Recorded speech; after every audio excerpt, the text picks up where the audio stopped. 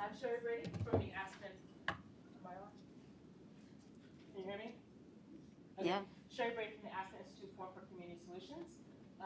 Thank you for joining us for this great talk. We're really excited for this to go on. I'll tell you a little bit more about the Forum for Community Solutions in a minute, but I'd like for my colleague from the Washington Area Women's Foundation to welcome you as well.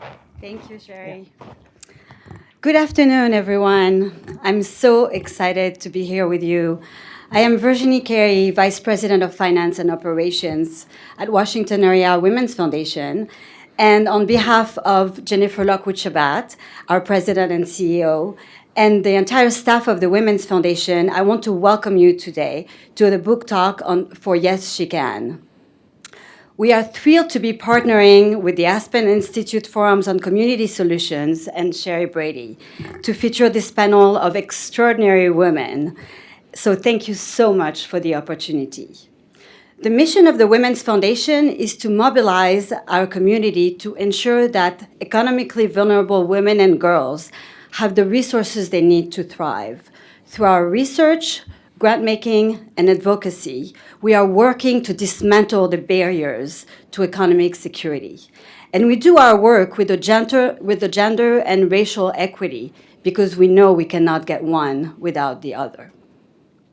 Almost 4 years ago, we launched the Young Women Initiatives, which seeks to center the voices and the lived experiences of young women of color in DC in order to create a city where they can thrive. And through this work, we had the honor and pleasure to work with Kalisha Figures in her role at the White House and with the then White House Council on Women and Girls under the Obama administration. Centering the voices of women and experiences of young women is essential to our work. And this is what we do whenever we can. And this is what today is about, centering the voices and the lived experiences of young women. This is also what the panelists that we're going to hear today are working very hard on doing, dismantling the barriers, because we often hear, you cannot be what you cannot see. As they write in their prologue, during our time in the White House, we were sleep deprived and overworked, but we would do it again in a heartbeat, because working in public service is worth it, always worth it. The truth is, young women have always been the part of American history, but history hasn't always told our story. It is time that we change this. I've had the privilege of hearing this panel many times, and each time I hear and more and I learn more and I'm more inspired. So thank you so much for sharing your story and inviting us in. Thank you. I should follow the rules that I set for myself and go over here before we call people up. So as I stated, I'm Sherry Brady, Associate Director of Strategic Partnerships at the Forum for Community Solutions. Welcome to the Aspen Institute. We are so pleased to co-host this panel with Washington Area Women's Foundation. This is great. So at the Forum for Community Solutions, we really believe that nothing for us without us is really sort of our tenet and our moral center, in the sense that we believe that people who are most impacted by the issues should be leading the design of the policy solutions. And for us, that really means we need to work to get more women, people of color, and other underserved and marginalized communities into public service. So for us, because we really believe that this is where we can be able to, shape policies, elevate issues, and drive the change for their communities as they see it needs to be. So this is one of the reasons why we're excited to have these young women on stage to talk about their experience and really strategies about how we get more voices into public service. So I'm going to ask them to join me on stage, and we'll get started. And I will say this up there as well. Do you guys remember the order? Yeah. Kalisha, Taylor. Yeah. Okay. And so this wants to be a conversation. I'll ask some questions, but if something comes up that triggers a question for you, please raise your hand. We have folks with mics, and we'll come to you sort of as we're having this conversation. I don't want it to just be us just talking at you. We really want to engage in conversation. And as you saw, the books are in the lobby. Please buy them. There's 10 incredible stories in here, and we're just seeing a part of that, but please. And we're going to stop a little early so they can sign the books because Kalisha's a new mom who needs to get home to her little one, who we were like, bring him, but then we thought he'd steal the show, so we really want you to focus on them. So, ladies, thank you for joining us and taking time on your schedule. So I'm going to ask them to introduce yourself. Just start with sort of who you are, where you're from, what you did when you were at the White House, and tell us a little bit about what public service means to you. So, Nita, you want to start? Sure. I'm Nita Contreras. My role in the White House was as the Assistant Staff Secretary in the Office of the Staff Secretary, which is a really small office, 6 total people, and our job was to put together the President's Daily Briefing Book. So this was everything from briefing materials, event materials, speeches, all the way through to any bill he ever signed, executive orders, basically any piece of paper the President touched went through our office, both up and back. I'm originally from Los Angeles, California, and I grew up with 2 parents who were both public school teachers. And so my idea of public service was that you were always, helping others because you can and you want to, and that was an important kind of theme through my my youth. Into college, I thought I would never be a public school teacher because I saw how hard they worked and how little they got paid, and then I joined public service. Hi, everyone. My name's Taylor Lustig. When I worked in the Obama White House, I served in an office called the White House Office of Faith-Based and Neighborhood Partnerships, which sat in the Domestic Policy Council. And there I was an assistant and then a policy advisor on our kind of broad and seemingly random portfolio of we worked to create partnerships between government and community organizations, whether they were religious or faith-based or not. So worked on a wide range of policy issues and also did a lot of interfaith collaboration and dialogue and outreach and some church-state policy as well. I'm originally from Chicago. Is anyone here from Chicago? Hey. So I should disclaim I grew up outside in Deerfield, Illinois, which is a little bit north, but a lot of Chicago pride. And growing up, nobody in my family was really engaged in politics or what I think of as government service, but we were always out in the community volunteering, giving back, and through adulthood, I realized my personal faith, I'm Jewish, kind of drew me to giving back to my community and giving back to the world, and government service during the Obama White House was kind of how that happened for me. And I don't think public service ever really stops at any time in your life. I think you can always find little ways to be serving others and the communities that you care about. So that's kind of my personal definition. Hi guys, I am Kalisha DeSuze Figures. I have to say it is refreshing to be able to introduce myself as myself, because for the past 2 months I've been Micah's mom around the clock, and it's hard to feel your identity outside of that. Motherhood is a challenge. So I am the proud daughter of 2 Haitian immigrants who came to this country and were able to move forward in this country, were able to pursue the quote-unquote American dream because of access they had to educational opportunities and to different opportunities in the workplace. And so for me, public service is giving back. It's service to community. My parents always made clear they worked really hard so we could have a really easy life, but they always made clear that we have a duty to give back to immigrants who came to the country like we did, to give back to communities of color, to give back to less advantaged communities around us. So that's what public service is to me. I was formerly the policy advisor to President Obama's Council on Women and Girls, where I directed policy work on advancing equity for women and girls of color. And so I worked with colleagues across the federal agencies to make sure that all of the laws and legislation and policy and programs that came out of the federal government had not only a gender lens to it, as the whole Council on Women and Girls was tasked with, but also had a racial equity lens to it as well. Great, thank you. And I'm originally from New York. Mm-hmm. Great, so tell us a little bit about why this book. What was the goal sort of bringing these stories together?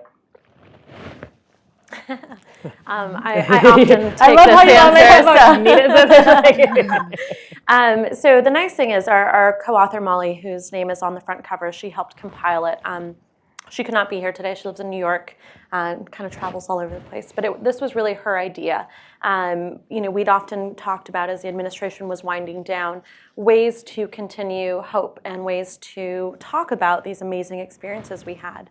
And one night at dinner, Molly was with her now soon to be cousin-in-law, I guess is how you would call it, who is a literary agent, and they were asking questions about her time in the White House. And this woman said, "This is a book. I hope you know that this is a book." And Molly, at that moment was like, "Oh, I would never tell my own story. Like, I don't have enough to share that it would be just me."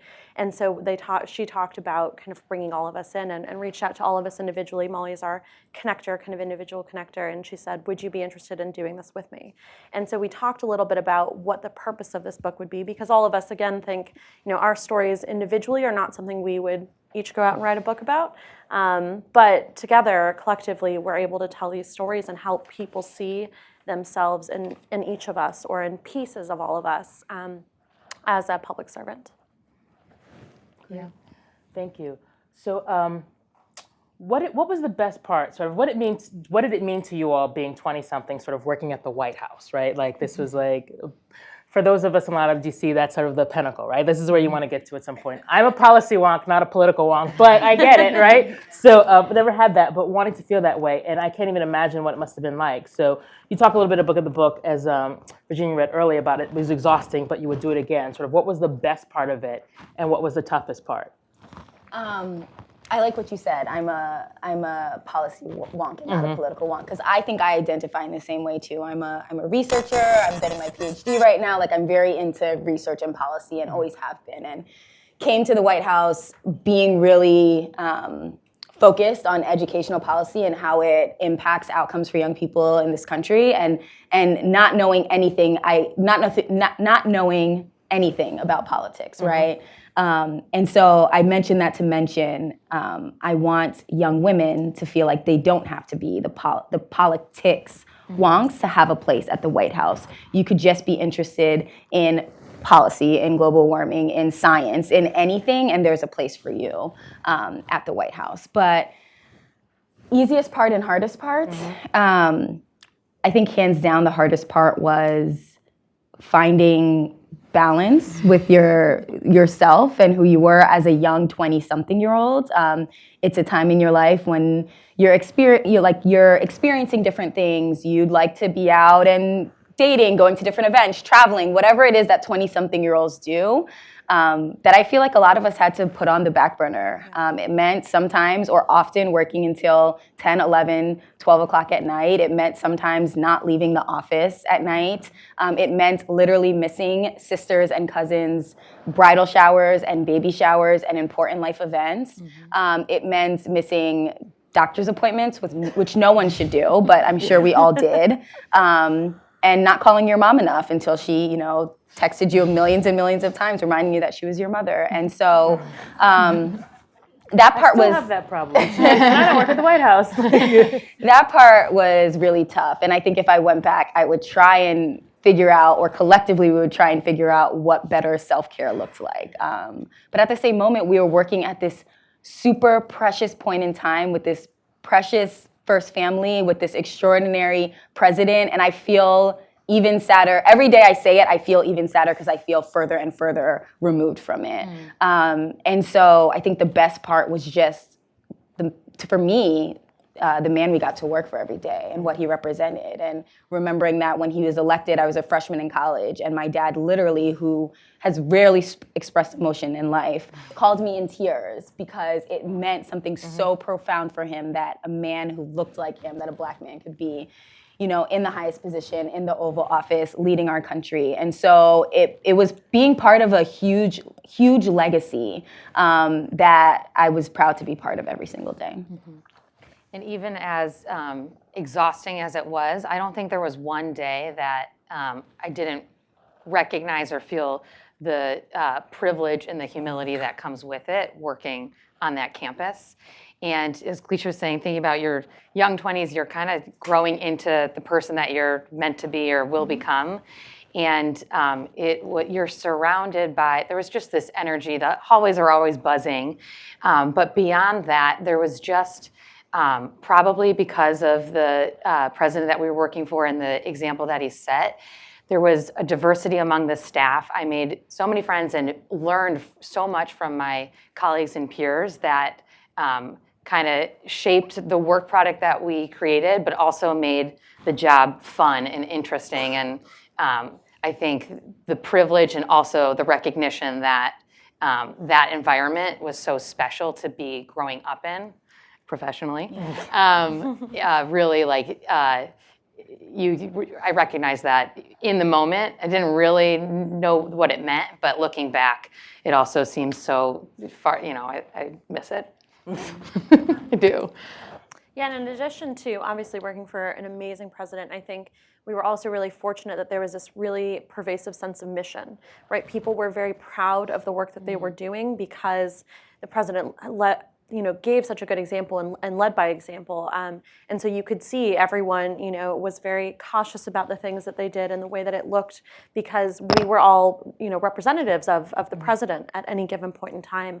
And so it was really nice to have that be the people that you worked with and to kind of really show through.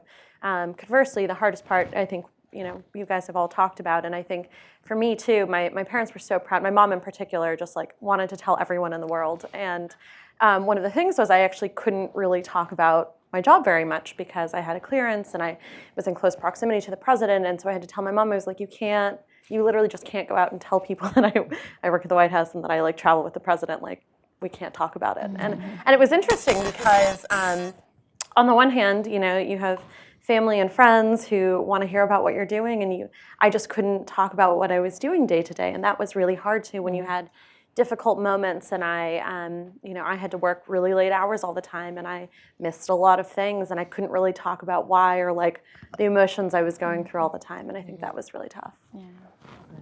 So I want to pick up on something that that you talked about a little bit in this sort of diversity and thinking about the people that are around you. Kalisha and Anita, especially, you all talk about sort of other identities as beyond women when you in your pieces, but you two talk about being both women of color and children of immigrants. And so, how did that impact the time that you were there? Not just there, but how is it impacting sort of you as you go forth and work in public service? Thinking about the kind of issues that you talked about. You talked a lot about the education piece that you really important. You talked about your parents as educators and what that feels like, knowing what they go through. So, what was that like? That intersectionality for you in this space? I think identity is a complicated thing, and I walk in the shoes of being a woman every day, but a Black woman, and you can't pick those pieces apart, and I can't pick apart my immigrant identity either. That's all who I am and how I show up. I think the immigrant experience, at least for my parents, was one in which they always kind of felt like they were on the margins of being American. And so even when you get your citizenship and you have your passport, I think that there are a number of different experiences that make you feel like you are truly an American citizen, right? Growing up, it wasn't a home where my parents were talking about local or even national elections because I feel like they felt a bit disengaged from that process, right? So for me, working at the White House really told my parents, like, you are a citizen of this country. Like, your daughter is walking in and out of the White House every day and working on different policy issues, right? So I think not only for my parents, but for my family at large, it really helped their sense of identity and belonging in this country. And I think moving forward, even just seeing how through the Obama presidency, my parents became so politically engaged. And like now my dad like watches CNN 24/7, even though I told him watching the news is not cool anymore. You don't have to do it anymore. Still does it 24/7 and calls me like outraged because of different things going on. But about just a wide span of things. Like he called me like outraged about like the heartfelt beats in the South and like things that my dad would never call and have discussion about. He feels like he has a stake. He feels like he has a voice on, issues just a span of issues, right? Whether it's abortion, whether it is gay marriage, whatever it is, he feels like he wants to be a part of that conversation. And that's a big deal for me because that is not how it was growing up. Yeah, I think one of the interesting things, I grew up in Los Angeles in a big community of immigrants, and I'm half white. My mother is white, and I went to public school with a lot of white kids. And I remember distinctly feeling that I'm ethnically ambiguous, and at times I can pass for white. And it's something I tried to do through a lot of college. And so working at the Obama White House and working with a bunch of folks from different backgrounds, from different identities, really allowed me to kind of feel like I could own my immigrant background. And we didn't talk about my father's immigration story or my grandmother's immigration story very often while I was growing up. And so actually working in politics and talking about immigration all the time really helped me kind of go home and ask questions and talk about their experience in a way that we hadn't really done as a family together.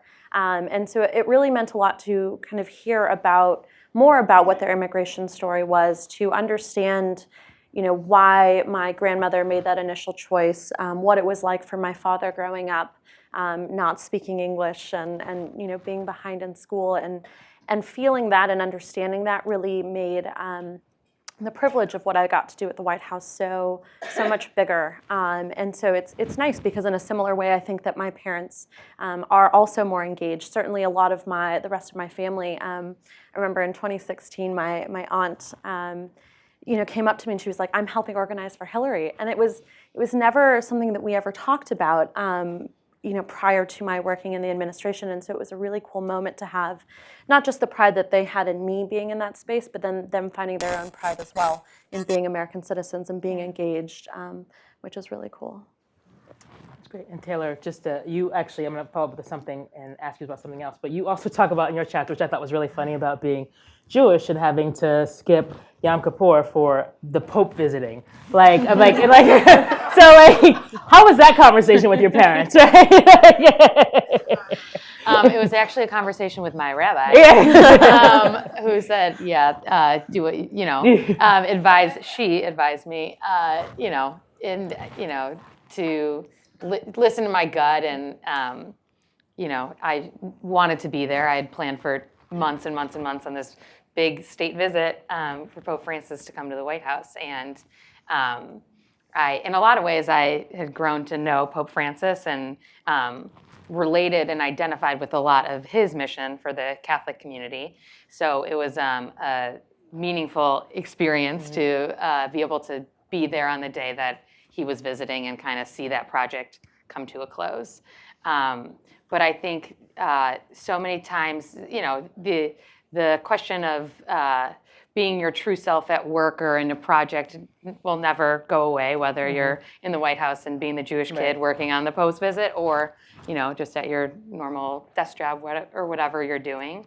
And one lesson I take away from that is to just kind of trust my gut on what's the best thing for me at that moment in time. Great. So I want to follow up with you too. You specifically in your essay mentioned imposter syndrome.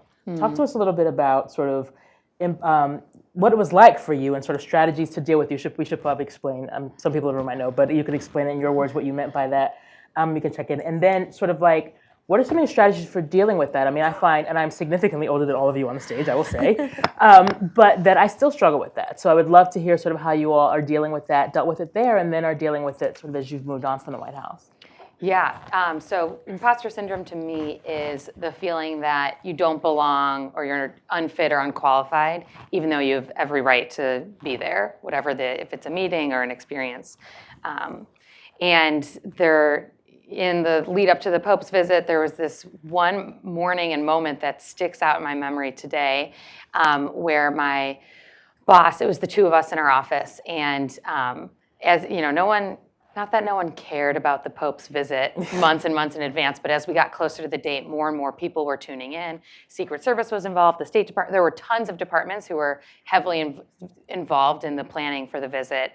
But for months, my boss and I had just been focusing on the policy rollout that we would announce with the visit. So as we're getting closer and closer, there's more buzz about it. And my boss got called into a meeting in the West Wing where she had to report out on something that was about the Pope's visit. and it conflicted with a meeting that she was supposed to report out probably the same exact information to a different audience up in the Eisenhower building, which is where our office was. And very casually, she was, Taylor, I got to run over to the West Wing. Will you take this, 212, 210 meeting, or that was the room number. And I froze and felt like, I'd been working on this. I knew this stuff, but I wasn't ready to report to all these high-profile people and Secret Service agents and State Department officials on, the details of it. And my office mate and dear friend saw me just staring at the computer and grabbed the Pope binder on my desk, shoved it under my arm, and kind of pushed me out the door and said, "Get your butt upstairs."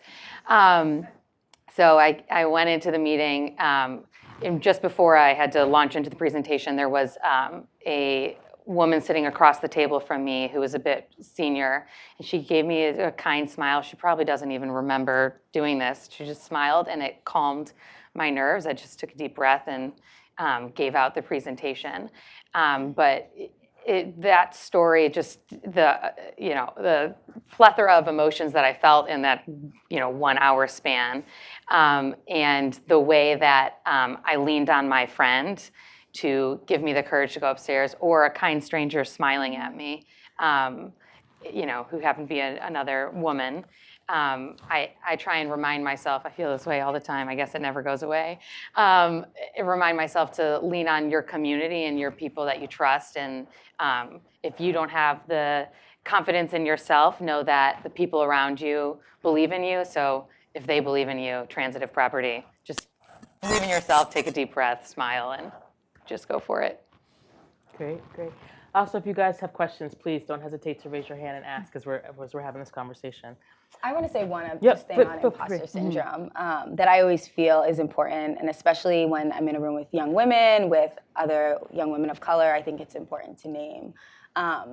I think it's a real thing, that feeling that women feel in the workplace, but I also think you have to recognize and realize that it is not all this internal process that's happening within. And I think imposter syndrome puts the onus on you. You feel like you don't belong here.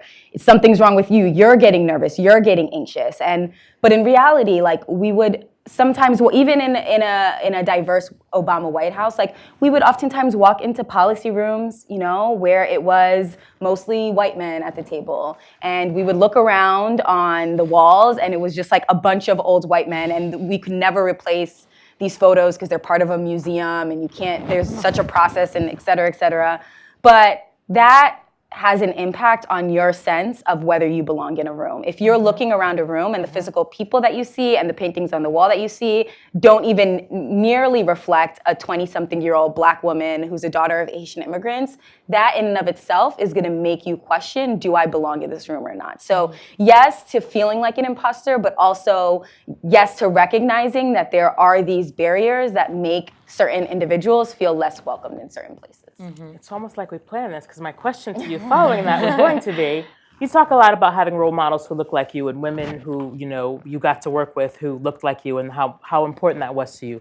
So representation matters. We talk about this on our team for sure all the time. I have a colleague I'm looking at, and we talk about we wanting to see the young people that we work with see people like them on the stage and in places that are making decisions of power. What's that feel like for you? And so what did that do for you, and how was that? Yeah, I talk about, there's a small piece of my chapter where I talk about before this big United State of Women event that me and my colleague Jordan were in charge of running in 2016. We had to brief, the First Lady of the United States. It was my first time briefing Mrs. Obama. And we were in a rush, and there were scheduling conflicts that day, and we ended up running from the venue back to the White House, literally running up the stairs of the East Wing to get there, and for her to not even be ready for us for another 45 minutes. But then we ended up, in front of her. And I'm walking into the East Wing, putting back on my heel, my hair, it's just started summer in DC, so my hair is a hot mess and frizzy. And I remember sitting down and just taking a moment of pause, of just looking at her and just saying, if she was running, her hair would frizz up in the same way that my hair just froze up. Right. And just looking at a woman who had the same chocolate brown skin as me and who was the First Lady of the United States. And back to that piece of imposter syndrome, that ended up being a less intimidating experience for me than being in that conference room with the 12 white, 12 white men around the table and the paintings on the wall. Because I could see myself in her, right? I could see a Black woman in this office and in this place, and just being able to see myself in her and to have someone like a Mrs. Obama to look up to made a place like the White House more manageable for a Black woman like me, right? And so, and she was not the only one. We had just so many. My direct boss was Valerie Jarrett. We had so many just women of color, amazing women of color, who just kind of showed you the blueprint of how to exist in this space. But I also thought critically every day, especially being, an extension of the Office of Public Engagement, basically being the president's liaison to this community. I thought about all of the young people, the young women of color, the Black women who are coming into the White House every day not to see a Mrs. Obama, right? Who are coming in for different events or policy meetings, and they wouldn't see her, but they would see me. And seeing me, a 20-something-year-old, Black woman, working at the White House also meant something for them too. Ladies, want to add anything? No, I mean, representation matters. That's for real, right? That we see ourselves in that. One of the things, talking about both thinking about the imposter syndrome and thinking about sort of representation matters.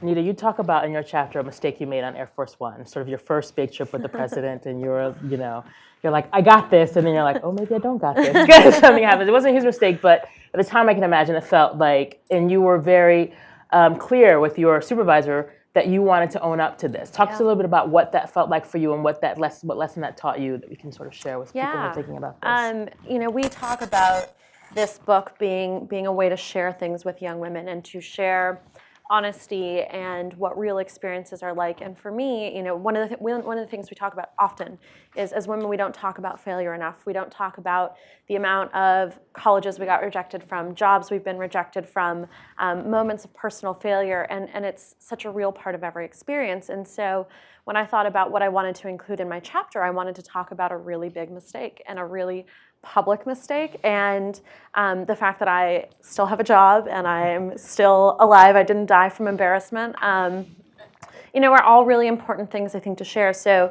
kind of telling a little bit about this story, it was my first trip with the president, and I was like with my boss, because you shadow them, while you're kind of figuring out how you actually do the job contents of what you did in the office, but put it moving on a plane and in a motorcade and in all sorts of places throughout a day. And so what we had done was accidentally printed the wrong schedule. Like, the whole book was fine. It was just literally the first page that he opens up to see was the wrong schedule. So I remember, feeling so relieved that we were done with the project and we were like getting to eat, and it was great. And the president's assistant came back and whispered something to my boss instead of telling me. And she was like, oh, I knew immediately something was wrong. And it's like all of that dread, I had finally calmed down, and then all of a sudden you have this dread kind of just well back up, and I was like, oh my God, what do I do? And so, she was like, don't worry, I'll handle it. It's not a big deal. And I was like, well, I literally just got to meet the president for the first time. Like, I just introduced myself. He knows my name. He knows I handed that book over to him. In his eyes, he doesn't care who did what mistake. Like, that is my product. And I didn't want her to fix it because, one of the things my parents have always taught me is when you make a mistake or you do something wrong, you say you did it and you apologize and you fix it. And that's something I wanted to carry through in this experience as well. And it also just speaks volumes to how amazing President Obama was. I walked in with the corrected schedule. She had told me just to leave it on the table and it would get passed over to him and it would be totally fine. And of course, he sees me walk into the conference room on Air Force One and just like stares me dead in the eye. And I was like, well, I can't just walk away. So, I caught his eye and I told him, this is your corrected schedule for tomorrow, sir. And he just smiled at me. And it was that moment of reassurance, right, where you have that comfort. Yes, it was a mistake and it was not a good one to make, but he's human and he acknowledged that mistakes and failure are all part of the human experience, and it was a really nice moment. So for me, that's really important to share when we talk to young women about the fact that, like, you can do that, and it's not so much, you don't want to make mistakes, of course, but but what do you learn from it? How do you fix it? How do you move on? And then, you know, I've never made a mistake as embarrassing as that. So it's nice to know that that I can still go on and I can still make other mistakes and still figure out how to move past them.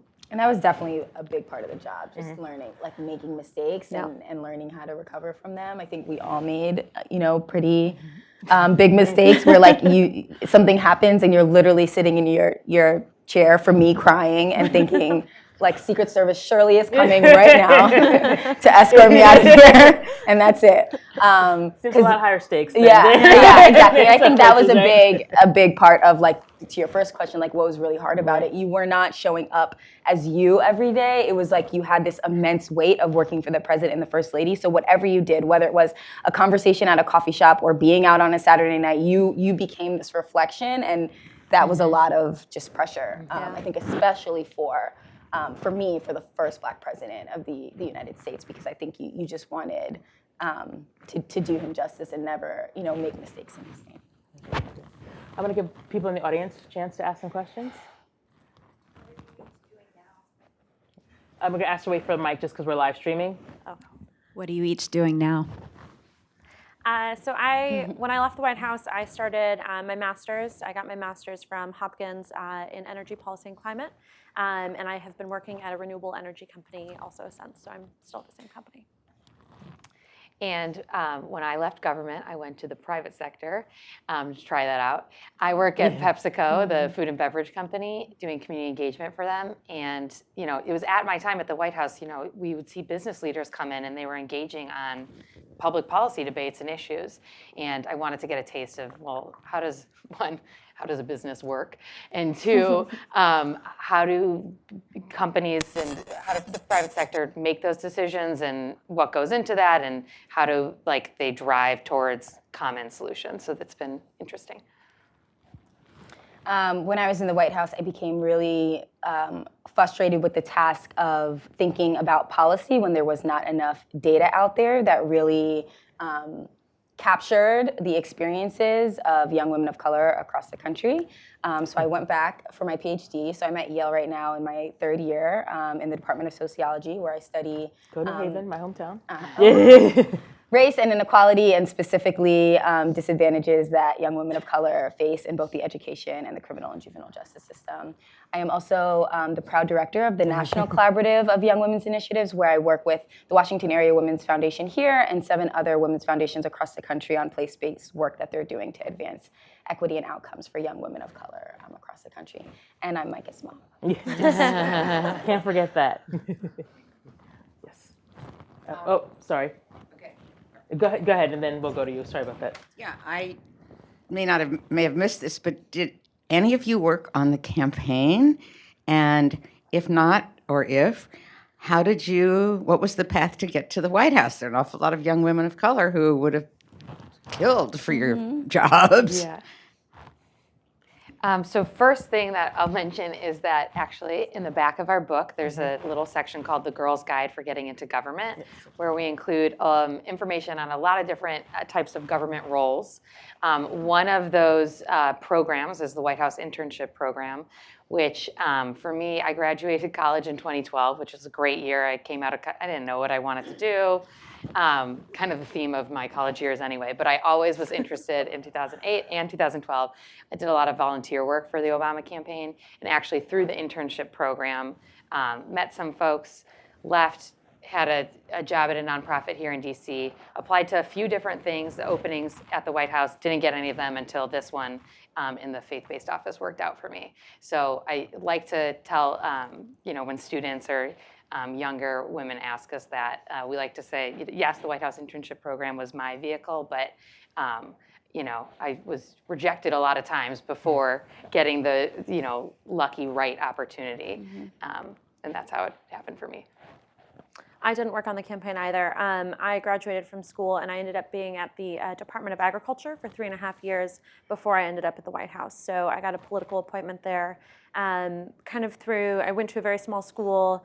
Our career center actually one of the alumni was someone who worked at the White House that we had never met, but they'd connected on resumes. And so when he he was the director of presidential personnel, and so when they needed resumes, they were able to pull some from our college. And I had someone in my career center who helped work with me. I'd done an internship in India in college, and she said, hearing you talk about that, it sounds like you're really interested in public service. Have you ever thought about that?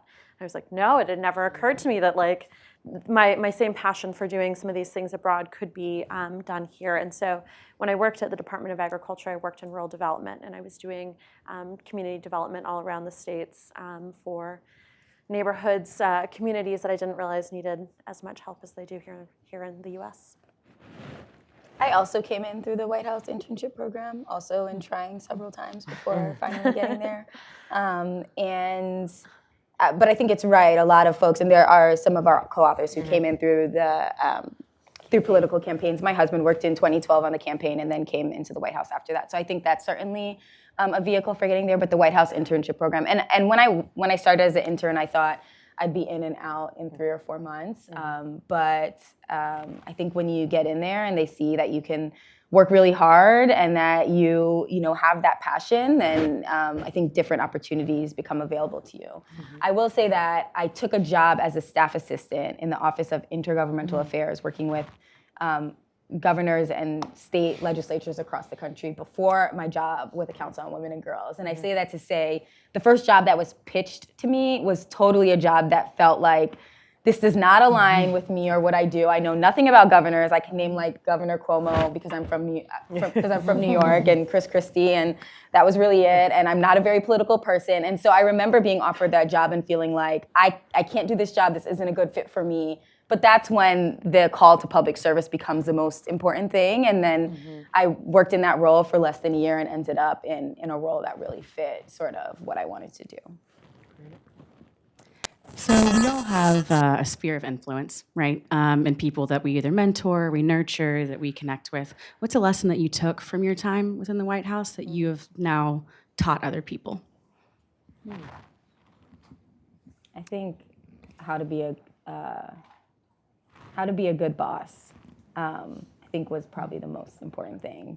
I think especially in such a high stakes place and environment, I think we all looked to the president's senior most advisors and cabinet secretaries, and they had extraordinarily hard jobs in reporting to the president, also managing the staff to do incredible things every day. And I think you learned really good lessons about what it meant to be a good boss in the most like dire of situations and circumstances, right? So if Valerie Jarrett can turn to me and still offer a moment of mentorship, or still have a coffee with me on a busy day, or still do those things, and she's a senior advisor to President Obama, then surely when I'm in any role, in any job, I can pay that forward, right? So I think you had a lot of good examples. You had some bad examples too of things I don't want to do as a boss and things that I really want to do as a boss as well.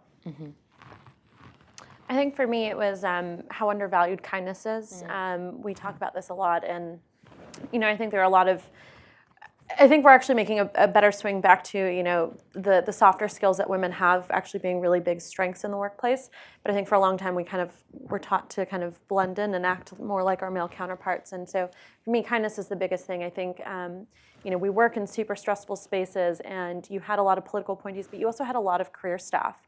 My job was really well supported by, some of the military folks who both supported us on the plane, kind of while we were on the road.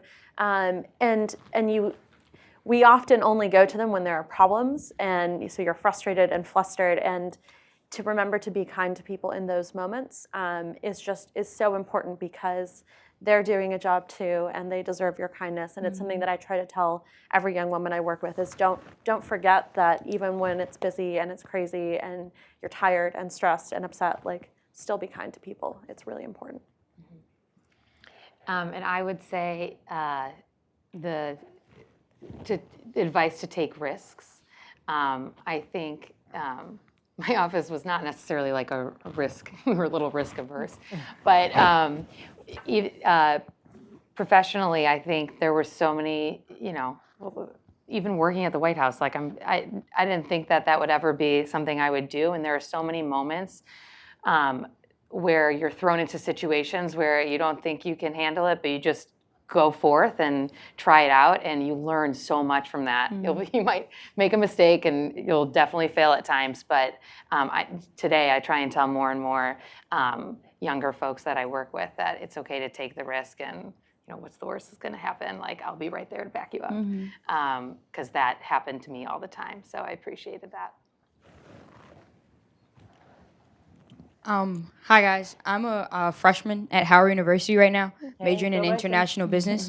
So my question is, you guys just kind of talked about it, but just one piece of advice, like going into this big world, trying to like find myself and like where I stand.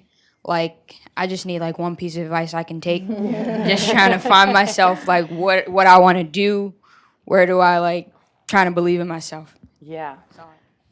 Thank you for your question. I remember being in that place and being in your shoes as a freshman, sophomore, junior, senior, after college now. It doesn't get any better. So what I'll say is, and this might be hard to hear, and I'm thinking about myself as a freshman, and it would be hard for me to hear too. Don't make a 10-year plan for yourself, or a 5-year plan for yourself, or even a 3-year plan for yourself. Figure out what you're good at, figure out what your value add is, and figure out what you're passionate about. I think if you can leave college graduating and you know what you're passionate about and you know what you're good at and what value you can add to a sector or an industry or a workplace, you're in a really great place. I can probably look back at agendas I had to say like what my plan was, at every step of the way when I was in college and in grad school. And if I stuck to it, and if I was not forgiving and wanting to change and wanting to take other opportunities, I would have never been in the Obama White House. My process of getting there, my pathway of getting there, was breaking all the 3- and 5-year plans that I have set out for myself. I would have never seen that opportunity coming. It's nothing I could have planned for. The reason why I got a job, as a policy advisor directing the president's work on women and girls of color, when I felt like I was not experienced enough for that role. The person who had the job before me was so much smarter and more experienced than me. She actually was. Like, she was way further in her career, was because I was really passionate about those issues, about that community, and because I figured out a way to take different, millennial ways of organizing policy work. And that administration saw that as a plus and a bonus and a value add. So I think that's the biggest thing. Don't be too strict on the plans you make for yourself.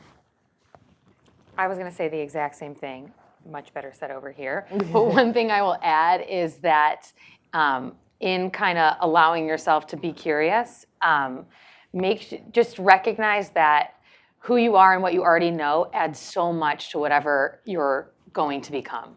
So if you're looking at different, volunteer opportunities or internships or whatever, one piece of advice could be, try and suss out the space, and if you feel like the position lets you bring yourself to that position and your full self, that's a good sign and a good place to explore a little bit. So just don't forget to, who you are is already brings so much to whatever you're going to be.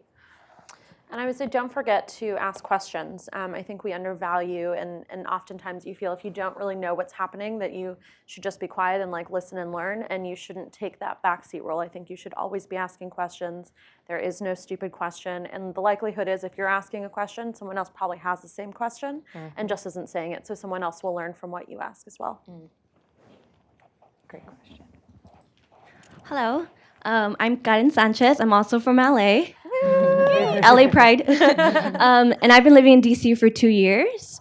And I never really imagined coming to DC. It's very different from the West Coast. Yep. But I took advantage of this fellowship, and I was able to do some advocacy in DC. My question is, I know that access and opportunity is really important, especially for women and women of color. Growing up in LA, there was never a field trip to come to the White House. That's one. So if you're young, how do you aspire to even come to the White House if you grow up in the public schools? And also, when I was in college, I never took advantage of internships unless they were paid. So my question is, what changes, whether policy could be done to really create more opportunities and access to women and women of color? I think you named one right off the bat is pay your interns, and it's something we talk about everywhere we go. DC is not an inexpensive city, and it is crazy to think that the people that we are allowing in spaces where policy is made and important decisions are made are only those who can either afford to actually pay to live here or who have parents who can afford to pay. And that's just it's not fair and it's not okay. So that's one thing we super advocate for, and we will continue to push for in some way.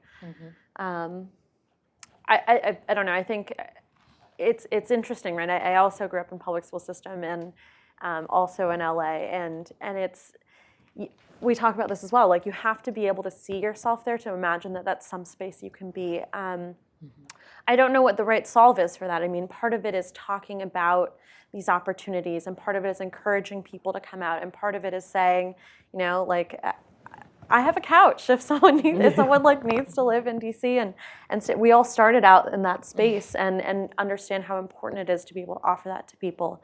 I think just kind of thinking through with people who have passion and offering that opportunity, and then helping them find a way to do it. I don't know, that's not a concrete answer, but pay your interns. Yeah, I agree with that, and I think, you know, it was an immense privilege too. Like I would have, if not for my parents, there was no way I could have arrived in Washington D.C. as an unpaid intern, and so it makes you understand that privilege that is had just in that experience, and the amount of people who don't have access to that privilege. But I think it's surface level to just think about just pay your interns, because that you're paying the people who have already at least had the knowledge and access to apply, had the ability to show up and say, okay, now I need the money to get here, which is a real thing and a real barrier. But I also want to just acknowledge the many barriers that happen in institutions and systems that don't even allow people to get to this place of, okay, I made it, I'm accepted, pay your interns, right? I think a huge thing, I went to Cornell for undergrad. I think a huge thing for me was being a Black woman who did not have professors who looked like me, who I did not feel like I could knock on the door of any professor and sit down and talk about internship experiences, or can you write a letter for me? Because most of them were old white men, and I just did not have that relationship building there, and did not have a lot of people who looked like me. And I remember my senior year realizing, like, here I am, like at Cornell, I have a 3.9 GPA, I have a great GPA, but unlike a lot of my colleagues, like I was not asked to apply to a Rhodes Scholarship. I was not, given the pamphlet for a Marshall Scholarship. I was not told about the White House internship program when I was a freshman. There were all these experiences that people were having access to or had knowledge about that I just did not. Even as, a Black woman who was going to an Ivy League school who had a certain amount of privileges, did not have access to. So I think that that's important to name too. And even from that point, there are still so many young people who don't even have that access and privilege to be in that lecture hall or go, So I think that there are a lot of just different ways that we, if we go from the point of the White House should be a place for every single person in this country, then every single person in this country should have at least the access and knowledge of that opportunity and experience. I would say, just to follow up on that, I actually think it's important to share information in places, in unlikely places. I think a lot of times the information about these things don't go to, places where there are people who have sort of skills that might not be sort of seen as the right skills. Absolutely. I mean, you were at Cornell, or you might be at a smaller school or public school that is doing great work, but because you couldn't afford to go to Cornell. It's not that you couldn't get into a Cornell, but you couldn't afford to go to a Cornell, right? And so those opportunities often don't even get told to people who are sort of in public schools or community colleges. So we need to think about the information that gets shared and how those networks work. I would say I actually came to Washington in the 5th grade on a school trip that my mother was a chaperone on, and I fell in love with DC and decided to move here. My parents were like, oh God, what are you gonna do when you get there? And I was like, I don't know, but I recognize the privilege in that, but I had never even thought about it as a place that one wanted to go until sort of I actually got exposed to it. So I think we need to think about the systems that exist that don't allow this information to get to public schools, in particular ways to public colleges, to apprenticeship programs and things like that, where people are learning life skills that aren't necessarily book knowledge, but that are very important skills that could really do this work and have and have immense impact on the public service and work that we want. So, Or even the fact that there are a ton of people who are well positioned to advise on policy and be in these spaces who don't have a college degree. Who we're talking about rooms that are talking about how to reform the juvenile justice system or the foster care system or the child welfare system. And there are not even people who have touched those systems. And those are actually the people to best advise on that. So I think that there's even more that we can talk about. So people closest to the problem should be closest to the solution. So there's a question back there, and then I'm gonna. Hi, my name is Stephanie, and I represent Federal TRIO programs, which serve low-income first-generation college students. And a TRIO educator in Idaho assigned your book, Yes She Can, to his high school students. And the girls would really, really like to meet you guys. Obviously, they are in Idaho. So they want to know if you guys would be willing to do a very quick 15 or 30-minute Google Hangout or Skype meeting, just because the girls have been very inspired by your stories. There's 10 of us.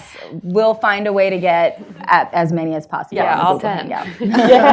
Thank you so much. I'll give you guys more information afterwards. Absolutely. That's amazing. Question over there. Yes. Hi, my name is Devon, and I actually work here at Aspen. I'm a program associate for the Financial Security Program.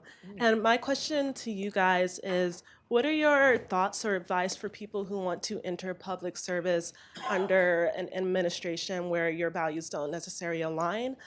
Especially for some people, especially when I was in grad school, people have been waiting years, and if next year the election doesn't go as some people plan, it'll be another 4 years. So what is your advice on interest, like entering public service?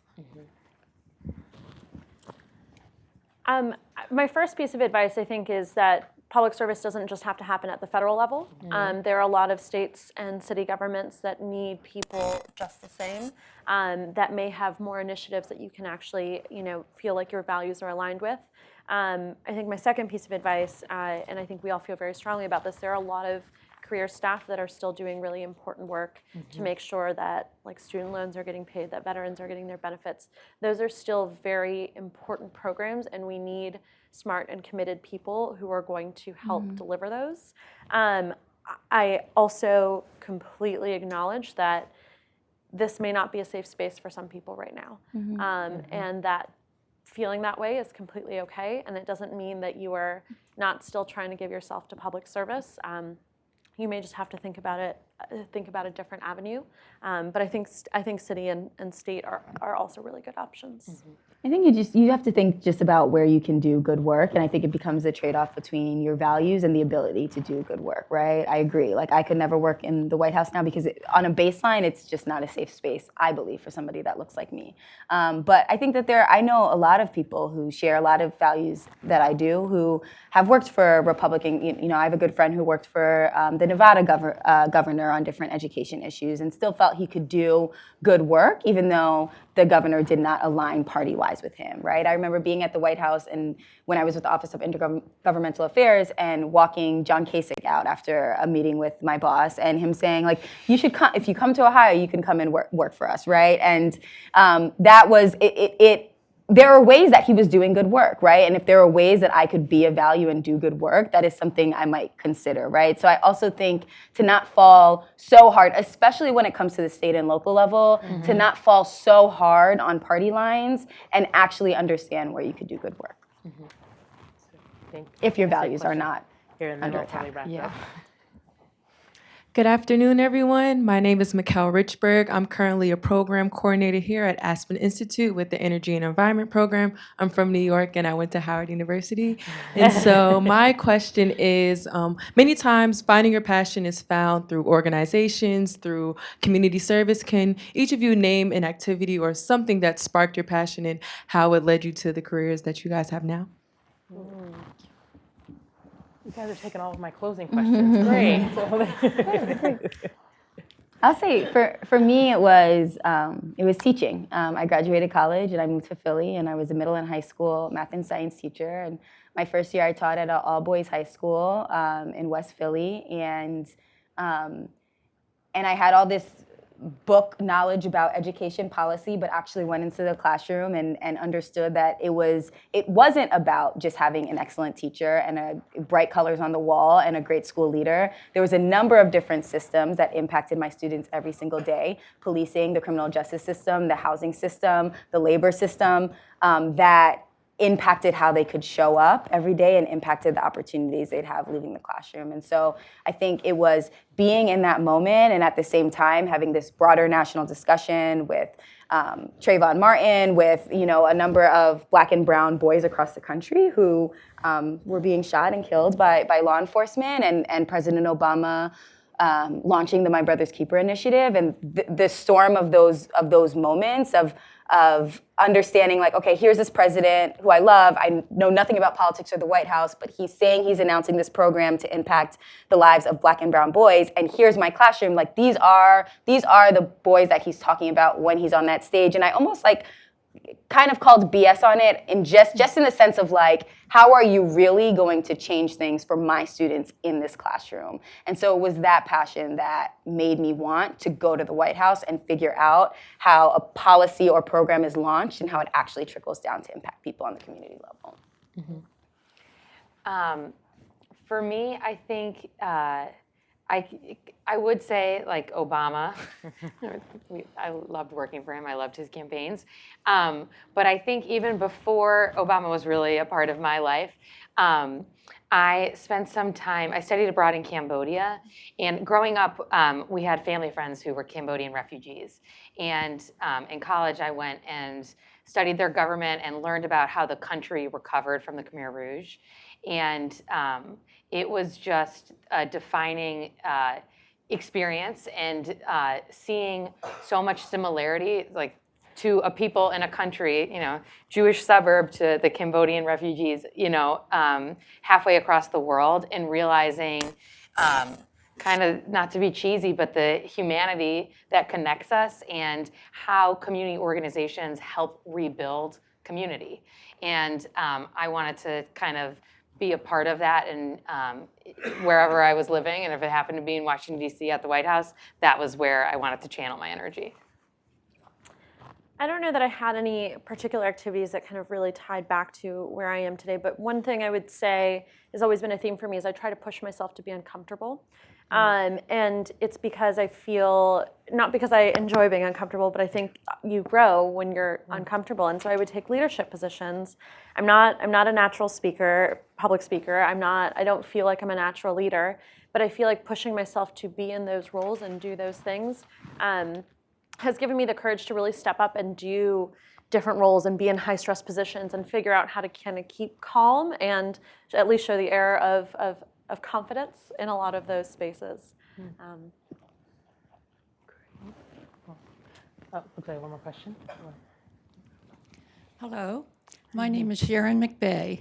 I grew up in Southeast Washington. I'm a product of the DC public school system and also Virginia public schools. I would like to suggest that another way of influencing the young women in our society is by giving back to the schools that we attended through scholarship programs, and to delineate them for a woman in environmental science. I now get great satisfaction doing that to my public university. And it's something that each person in this room can do, and the millennials aren't that good at doing yet. So I'd like to encourage you, as you go on in your career paths, to give back to the schools that you attended through their scholarship programs. That's amazing. That's great. Thank you.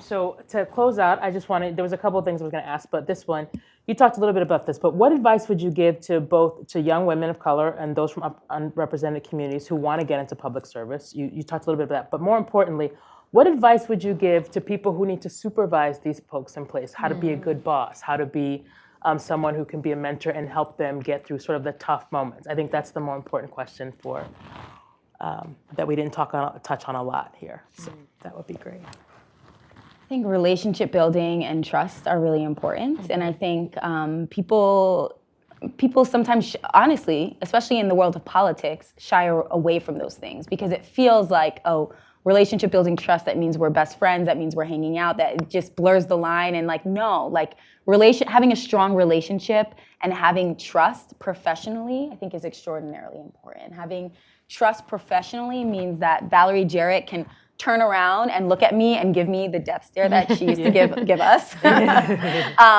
And be clear that something did not meet her expectations, and be clear that you made a mistake, but also be clear that she believes in you, raves about you, knows that you're here and there's no one else that should be here, right? And I think she always had that perfect balance, and it came from trusting her. It came from when I ended up going home sick because I didn't go to the doctor and too many things were going on.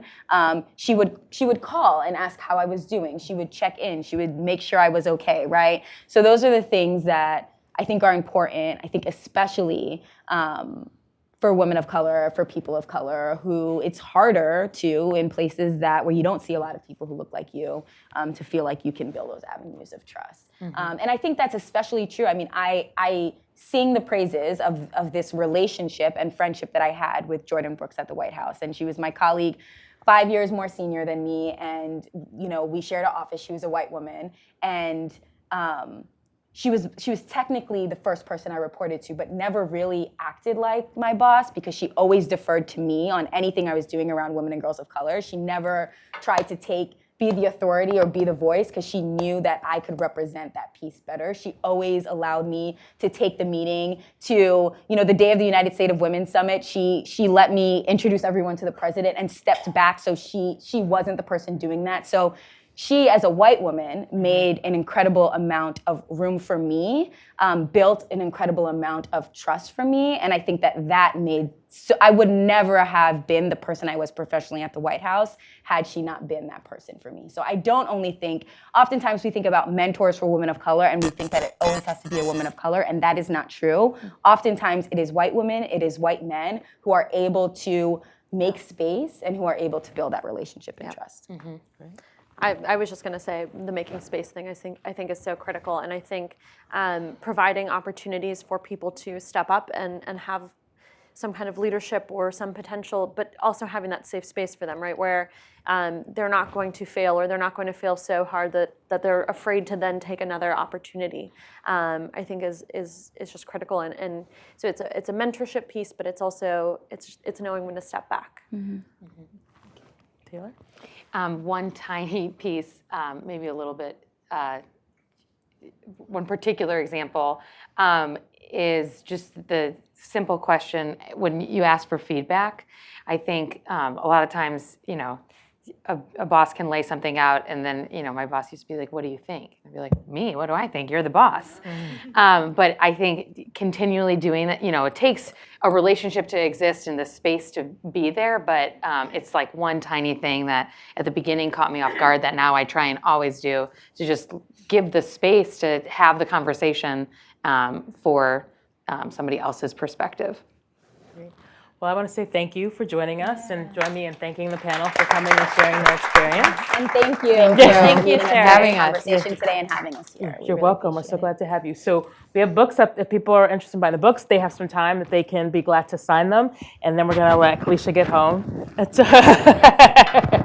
To Micah. So thank you. Thank you all for coming.